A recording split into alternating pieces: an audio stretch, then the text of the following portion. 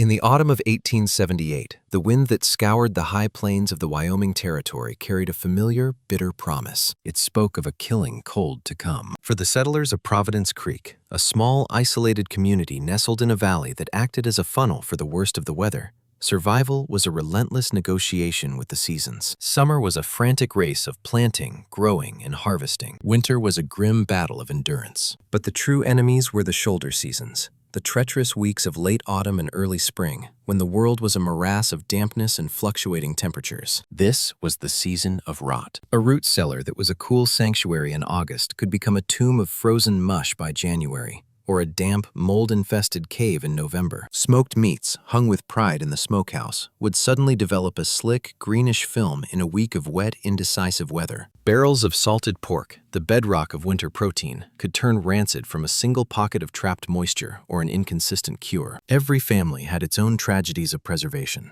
Stories of a winter's worth of food lost to a sudden thaw or an unexpected freeze. They were stories of hunger, of sickness, of failure. The people of Providence Creek were hardy and pragmatic.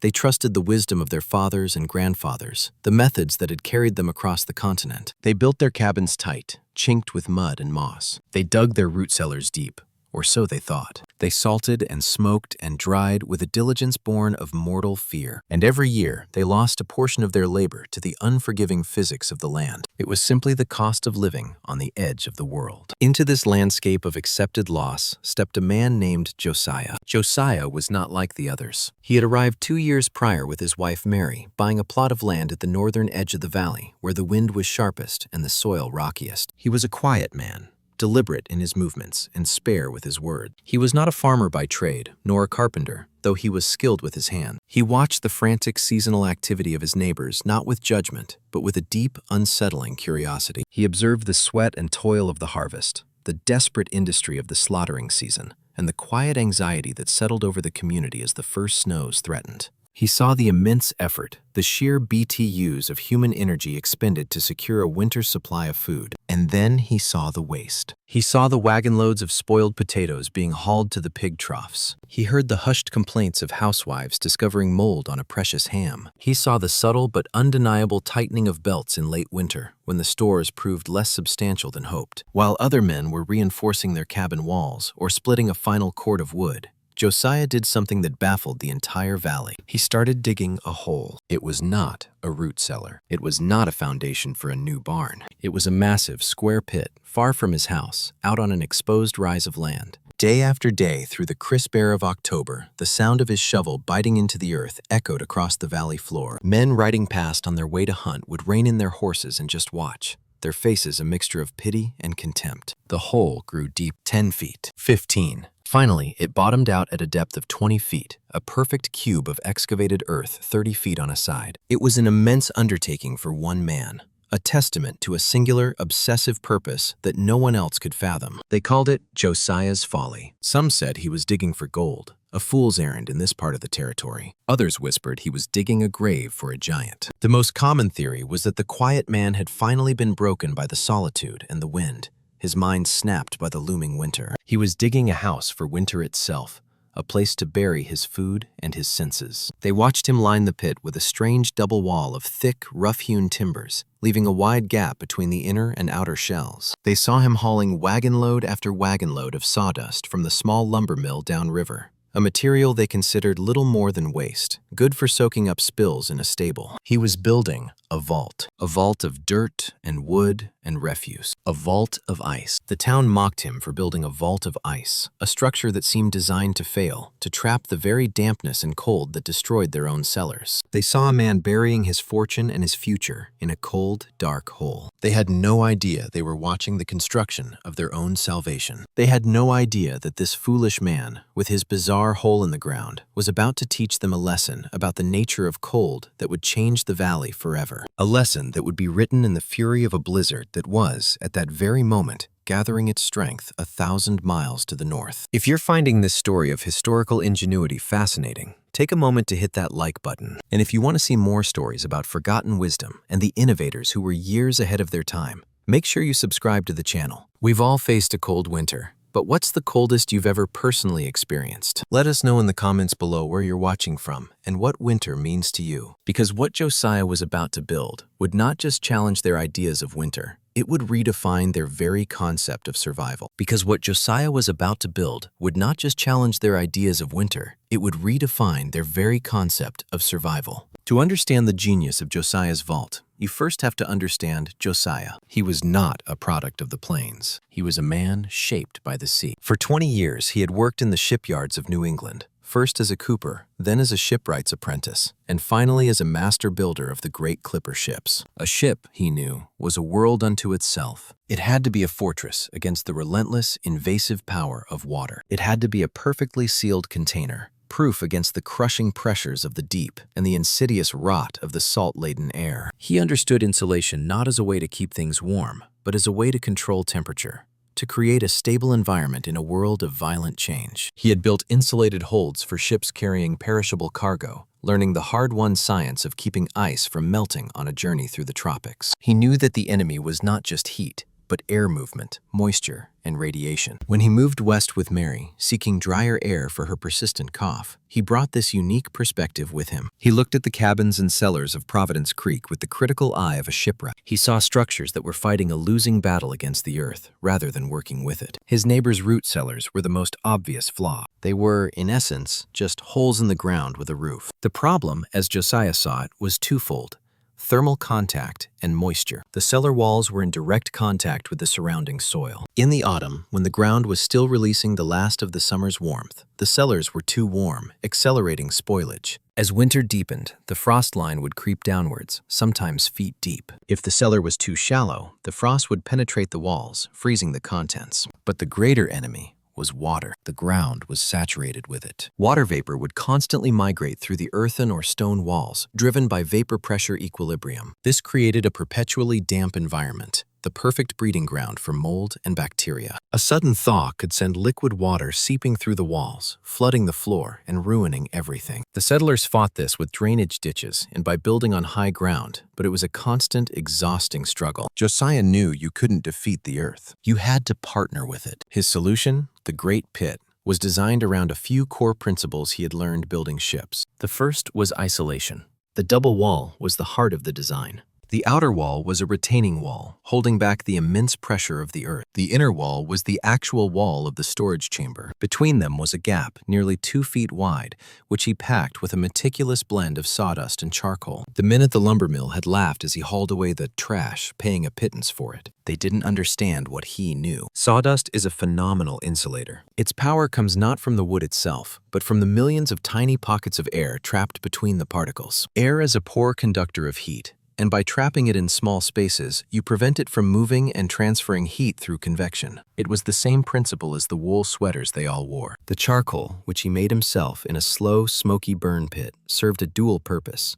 It was also a decent insulator, but more importantly, it was a desiccant. Charcoal is hygroscopic. It naturally absorbs moisture from the air. This layer would act as a massive sponge, pulling any invasive water vapor out of the sawdust, keeping the insulation dry and effective, and preventing the growth of mold and the smell of rot. The floor of the vault was not dirt. Josiah had laid a deep bed of coarse gravel, over a foot thick, creating a French drain that would channel any potential groundwater away to a discharge point far down the slope. He was isolating his cold space from the thermal and hydrological turmoil of the surrounding ground. The second principle was mastering the roof. A simple wooden roof, like on a root cellar, was a sieve for heat. The sun would beat down on it, and the heat would conduct straight through. Josiah's roof was a complex, multi-layered system. First, he built a heavy timbered ceiling over the vault. On top of this, he piled nearly 3 feet of his sawdust and charcoal mixture. Above that, he laid a thick layer of sod, creating a living roof that would provide even more thermal mass and evaporative cooling in the summer. Finally, suspended above the sod on a separate frame, was a simple, steep-pitched shingled roof. This outer roof, which he called a ventilated facade, served one purpose: to shield the layers below from direct sun and rain. The air gap between the shingled roof and the sod layer would allow air to circulate, carrying away the intense heat of the summer sun before it ever had a chance to penetrate the insulation below. It was a masterpiece of thermal defense. But the true secret, the element that elevated his design from a simple container to a dynamic, self-regulating system, was the ventilation. This was the part that no one in the valley could even begin to comprehend. He dug 2 tunnels. The first was a large intake pipe running 100 feet north from the bottom of the vault. Its opening was on a shaded, north-facing slope, a place that saw no sun in winter and was always the last place the snow melted in spring. The second was an exhaust chimney, a tall, insulated wooden stack that rose from the very top of the vault's ceiling and extended 20 feet into the air, painted black to absorb the sun's rays. In the late fall and early winter, he would open the dampers on both vents. The cold, dense night air would sink down the northern slope and flow naturally through the intake pipe into the bottom of the vault. This influx of frigid air would displace the slightly warmer, more buoyant air inside the chamber, which would rise and exit through the tall exhaust stack. This created a slow, constant, and completely passive circulation of the coldest air available. He was not just letting the vault get cold. He was actively flushing it, night after night, with sub-zero air, forcing the cold deep into the earthen walls. He was using the brutal Wyoming winter as an engine. This process was called ground coupling. He was supercooling the immense thermal mass of the earth around his vault, turning the very ground into a colossal battery of cold. By the time the deepest cold of January arrived, the ground for yards around his vault would be frozen solid to a depth far exceeding the normal frost line. When the ice was harvested from the river in a thick, clear sheet, it would be lowered into a chamber that was already at or below freezing. The ice was not there to cool the vault. The vault was there to preserve the ice. Once filled, he would seal the damper. The vault would become a silent, isolated island of winter, protected by feet of insulation and surrounded by a vast reservoir of frozen earth. He calculated that the ice would last not just through the summer, but potentially through the next fall, providing a continuous source of cold storage year-round. It was a system of profound elegance, powered by nothing more than the temperature differential between night and day, between shadow and sun. It was a solution born of a shipwright's understanding of a sealed hull and a quiet observer's understanding of the valley's rhythms. And to his neighbors, it looked like madness. Absolute madness. The social rejection began as a low murmur and grew into a chorus of open ridicule. Providence Creek was a community where conformity was a survival trait. Doing things the proven way was not just a matter of tradition, it was a matter of life and death. /SA, failed experiment with a new type of seed, could mean starvation. A poorly built cabin could mean freezing. Josiah's project was not just unconventional. It was seen as a reckless, prideful rejection of communal wisdom. The talk was loudest at the general store, the valley's social hub. Men would lean against the counter, chewing tobacco, and watch Josiah's wagon pass by, laden with more sawdust. "There goes the sawdust king," one would chuckle. "Heard he's building a house for the groundhogs," another would add. A regular palace. They called the structure Josiah's ice pit, the folly, or, most cruelly, the boneyard, predicting it would be the place his winter stores went to rot and die. The ridicule was not always good-natured. There was an undercurrent of resentment. Here was an outsider, a man who didn't farm or ranch, a man who kept to himself, implicitly claiming he knew better than generations of men and women who had tamed this land. His work was an insult. The most prominent voice of this skepticism belonged to Silas Croft. Croft was the closest thing Providence Creek had to an expert. He was a master carpenter and the valley's most respected builder. He had built nearly half the homes in the settlement, as well as the church and the bridge over the creek. His work was solid, traditional, and dependable. He was a man who believed in the immutable logic of plumb lines, square angles, and time-tested designs. Silas Croft saw Josiah's vault not just as foolish, but as dangerous. He held court one afternoon on the steps of the store, his voice carrying the weight of authority. "The man is a cooper," he declared to the assembled men. "He understands barrels. He thinks the earth is a barrel he can seal up. But the earth breathes. The earth moves." He pointed a thick finger toward Josiah's land. "That double wall is a death trap. The frost will heave the ground and snap those timbers like twigs. The weight of the earth will crush it. And all that sawdust? It's a sponge. The first big thaw, it will soak up 1,000 gallons of water and rot the whole thing from the inside out. It will be a stinking, collapsed pit by spring." He shook his head, a look of genuine pity on his face. "A man who understands barrels thinks he can build a house. That pit will be a tomb for his food, not a pantry.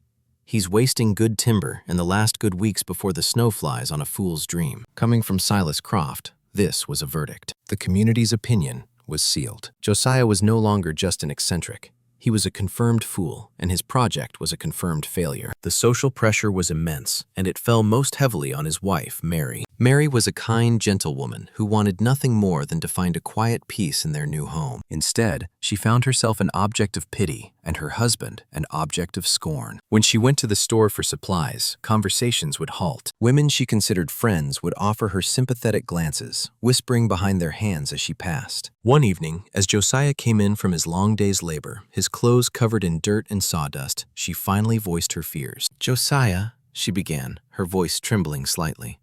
"Martha Croft stopped me today. She asked if we needed any of their extra smoked bacon for the winter.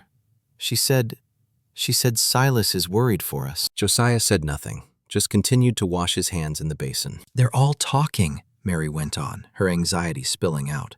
"They call it your folly. They think you're wasting our money, our time. Silas Croft says the whole thing will collapse.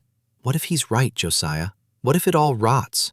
We've put everything into this." The personal stakes were enormous. They had sold their home in the East, and their savings were tied up in this land and the materials for the vault. A total loss would be catastrophic. It would mean not just hunger, but ruin. Josiah dried his hands and turned to his wife. He looked at her worried face, the fear in her eyes. He did not offer a grand defense. He did not lash out at the town's ignorance. He simply placed his calloused hand on her cheek. "The principles are sound, Mary," he said, his voice low and steady. "The sea taught me this. The cold is just another kind of ocean. You have to isolate yourself from its pressure. You have to respect its power. They don't see it yet, but they will."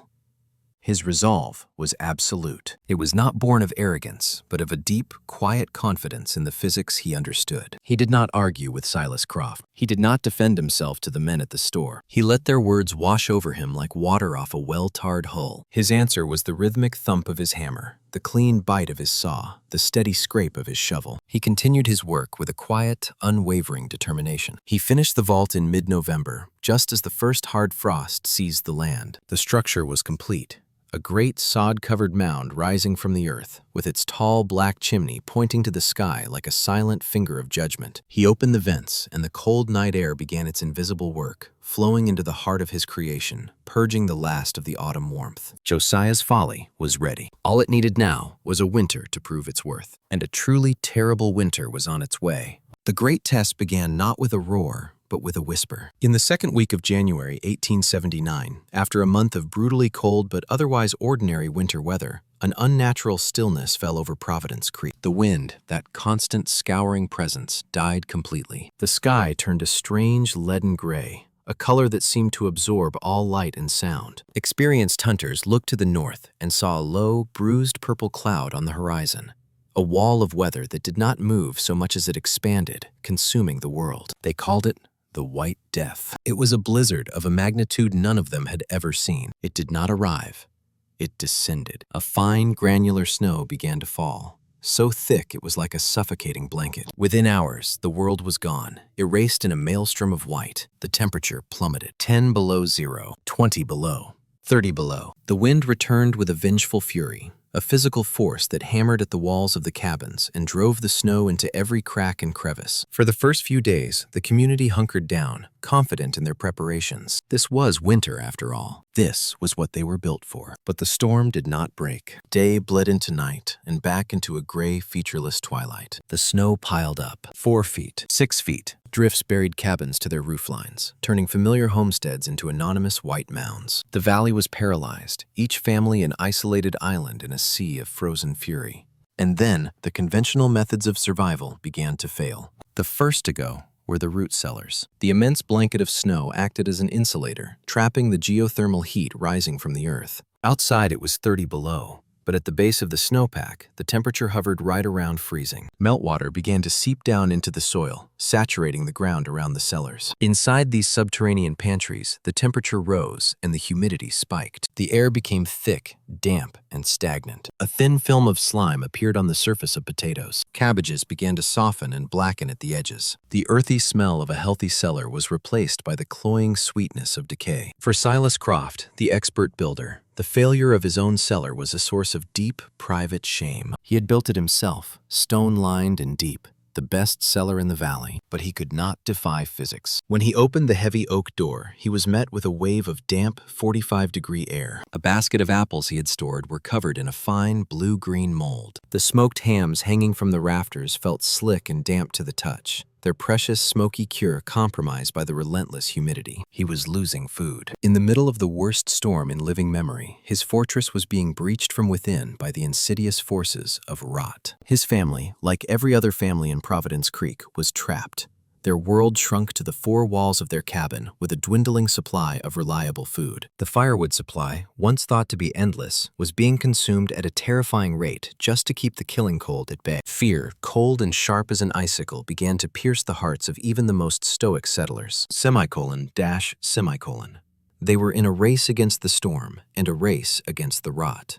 They were losing both. Meanwhile, on the northern edge of the valley, life in Josiah's cabin was different. The cabin itself was battered by the wind like all the others. The family was just as isolated. But their food supply was not just secure, it was perfect. Each day, Josiah would clear the snow from the massive, insulated door of his vault, a task that took nearly an hour. He would heave open the thick, sawdust-packed door and step from the howling chaos of the blizzard into a world of absolute stillness and profound, penetrating cold. Inside the vault, there was no wind. There was no dampness. The air was so dry and so cold it felt sharp in his lungs. A thermometer hanging from a central beam read a steady, unwavering 34 degrees Fahrenheit, just 2 degrees above freezing. The immense blocks of river ice, harvested weeks before, stood like crystalline monoliths, barely touched by melt. The thermal mass of the surrounding frozen earth, the feat of insulation, the carefully engineered isolation. It was all working in perfect harmony. The vault was a fortress of cold,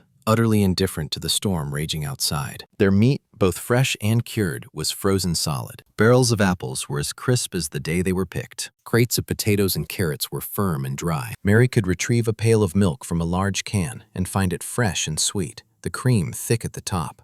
They were not just surviving. They were living with a security and a quality of diet that was unthinkable to their neighbors. They ate roasted chicken and fresh potatoes, while others were rationing moldy bacon and half-frozen turnips. Josiah's folly was not a tomb. It was an ark. After 10 days, the situation in the Croft household had become dire. A significant portion of their cured meat was now unusable. Their last barrel of apples was soft. Silas's children were becoming listless, and his wife's face was etched with a constant, silent worry. Pride warred with desperation in Silas's heart. He had publicly condemned Josiah. He had called him a fool. To go to him now would be a humiliating defeat. But the thought of his children going hungry was a far greater torment. Finally, his desperation won. He bundled himself in every layer of wool he owned, took up a heavy shovel, and stepped out into the blizzard. The journey to Josiah's homestead, normally a 20-minute walk, took him nearly 2 hours. He battled through waist-deep snow and blinding wind, navigating by instinct and the faint outline of the trees. He arrived at Josiah's cabin exhausted, his beard caked in ice, looking like a ghost. Josiah opened the door and saw his chief critic standing on his doorstep,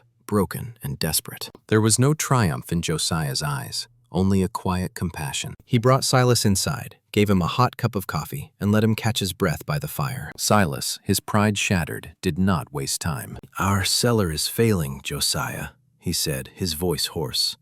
"The dampness, it's ruining everything. We're losing our meat." Josiah simply nodded. "I need to see it," Silas said, the words barely a whisper. "The vault. I need to see if it's working." This was the witness moment. This was the turning point. Josiah pulled on his coat and led Silas outside, toward the great white mound that was the vault. He handed Silas a shovel, and together they cleared the entrance. When Josiah pulled open the heavy door, Silas Croft was hit by a wave of air. It was not the damp, stagnant chill of his own cellar. It was a pure, dry, piercing cold, like the air at the peak of a mountain in deep winter. Josiah lit a lantern, and its yellow light illuminated a scene of impossible preservation. Silas stared, his mouth agape. He saw sides of beef and pork hanging from hooks, frozen as hard as iron. He saw crates of vegetables, untouched by frost or rot. He saw barrels of apples, their skins gleaming in the lantern light. He ran a hand over a wooden crate, and it came away bone dry. He reached out and touched a hanging ham.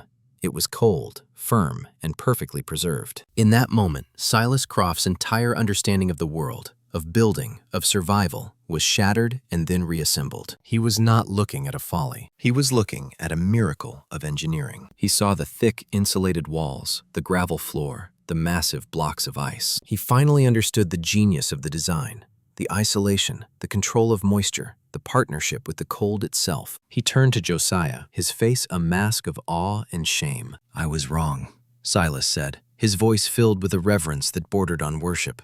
"I was a fool. You didn't fight the winter, Josiah. You tamed it." Josiah just looked at him and said, "Do you need food for your family, Silas?" Silas Croft nodded, tears freezing on his cheeks. He walked away from Josiah's folly that day with a sled full of perfectly preserved food, and with a new, profound respect for the quiet man he had so eagerly mocked. He was the first convert. He would not be the last. When the blizzard finally broke after 14 days, Providence Creek emerged, blinking, into a transformed world. The valley was a landscape of profound silence and immense sculpted drifts. As the community slowly dug itself out, a collective accounting began. The news of the storm's toll spread from homestead to homestead. The stories were grimly similar. Every family had suffered significant food losses. The Henderson family lost their entire potato crop, frozen solid, then turned to black slush in their shallow cellar.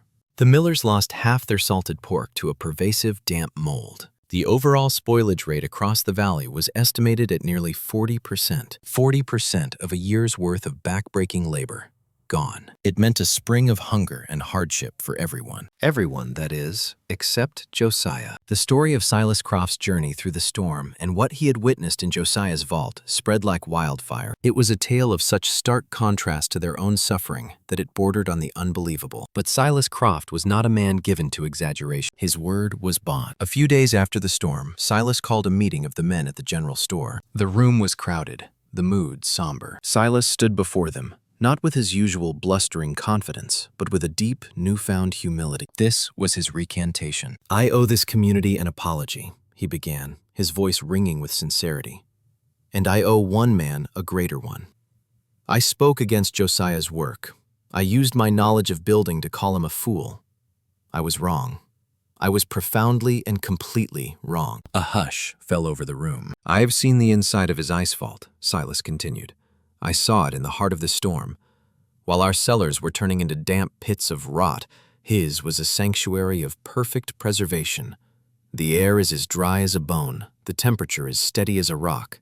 He lost nothing, not a single apple, not a single pound of meat." He then proceeded to explain, in his own practical builder's terms, the genius of Josiah's design. He spoke of the double wall and the sawdust insulation, not as a weakness, but as a brilliant shield. He described the ventilated roof that kept the sun at bay, and the gravel floor that defeated the groundwater. Most importantly, he explained the ventilation system, how Josiah had used the winter's own breath to turn the earth itself into a block of ice. He didn't just dig a hole in the ground, Silas concluded, his voice filled with awe. He built a machine that runs on cold air. He didn't just store his food, he created a new season, a perfect, endless autumn locked away underground. The expert's admission was the ultimate validation. The intellectual redemption was complete. The ridicule that had once been directed at Josiah now turned inward, becoming a collective sense of shame and wonder. The data-driven vindication that followed was even more compelling. Josiah's vault had stored over 2,000 pounds of perishable food. His spoilage loss was zero. The community average was close to 40%. He had used a fraction of the salt and firewood for smoking that his neighbors had, because his primary method of preservation was simple: absolute cold. His family enjoyed fresh milk and crisp vegetables well into March. But the most stunning proof came that summer. While the valley baked under the July sun, Josiah's vault remained a cave of winter. He was able to store fresh butter, milk, and meat throughout the hottest months of the year, a luxury previously unimaginable. The massive blocks of ice, protected by the supercooled earth and feet of insulation, melted at a glacial pace. They lasted the entire summer and well into the next fall. The folly had become the fountainhead. The next year, a pilgrimage began. One by one, the farmers and ranchers of Providence Creek came to Josiah's homestead. They did not come to mock, but to learn. They arrived, hats in hand, and asked Josiah if he would share his plans. Josiah, a man who harbored no grudges, shared his knowledge freely. He drew diagrams in the dirt, explaining the principles of convection, insulation, and thermal mass to men who had only ever known the brute force of axe and plow. Silas Croft became his most ardent disciple. Together, they supervised the construction of 2 new, larger vaults for communal use. The Providence Creek method, as it came to be known, began to spread. Travelers passing through the valley heard the story and saw the strange, sod-covered mounds. They took the idea with them to other settlements, adapting the design to their own local conditions. The long-term impact on the community was profound. The cycle of boom and bust, of feast and famine, was broken. With reliable year-round cold storage, their food supply became stable and diversified. They could raise dairy cows with confidence, knowing their milk and butter wouldn't spoil. They could butcher an animal in summer, a previously unthinkable risk. The health of the community improved. The instances of sickness from poorly preserved food plummeted. Their diet became richer and more varied, leading to stronger children and a more resilient population. Josiah's vault did more than save their food. It fundamentally changed their economy, their health, and their relationship with the harsh land they called home. What started as one man's quiet obsession became the bedrock of a community's prosperity. The legacy of his simple, elegant solution was a testament to a powerful truth: that the most profound innovations often come from looking at an old problem with new eyes. Josiah, the shipwright from the sea, had taught the people of the plains how to build a harbor against the stormy seasons of their lives. And the mocking name of Josiah's folly was forgotten, replaced by a new one, spoken with reverence and gratitude: the Providence Vault. In the end, the story of Josiah's vault is about more than just ice and sawdust. It's a powerful lesson in the nature of wisdom. The community of Providence Creek was not foolish. They were intelligent, hard-working people who relied on a set of traditions that had been proven effective for generations. Their mistake was in believing that this traditional wisdom was complete, that there was nothing left to learn. Josiah's genius was not that he was smarter than his neighbors. It was that he was more observant. He came from outside their system of knowledge, and so he was able to see the flaws they had learned to accept as inevitable. He saw the problem not as a failure of effort, but as a failure of principle. He humbled himself before the laws of physics, of convection, conduction, and thermal mass, and chose to work with them, not against them. His quiet determination in the face of ridicule teaches us that the greatest visions do not require loud proclamation. They require diligent work and an unwavering faith in the truth of one's observations. The ultimate vindication came not from arguing, but from the silent, perfect performance of his creation during the ultimate test. It reminds us that innovation is often met with skepticism because it forces people to question their deepest assumption. But true progress is made by those who are willing to endure the mockery to build a better reality. If you found this story of ingenuity and perseverance inspiring, and you believe that the lessons of the past can help us build a better future, then hit that subscribe button and join our community. We'd love to hear your thoughts. What modern technology do you think owes a debt to this kind of simple, powerful principle of working with nature instead of against it? Drop a comment below and let's discuss the echoes of Josiah's vault in our world today. The following is for educational and entertainment purposes only. The characters and specific events depicted in this narrative are fictionalized for dramatic purposes. However, the underlying engineering and scientific principles, such as ground coupling, passive convective cooling, and the use of natural insulation like sawdust and charcoal, are based on real historical practices used in the construction of ice houses and cold storage facilities in the 19th century and earlier. The application of these principles in a modern context would require consultation with qualified architects and engineers to ensure compliance with local building codes, safety standards, and environmental regulations. Do not attempt to construct such a structure without professional guidance.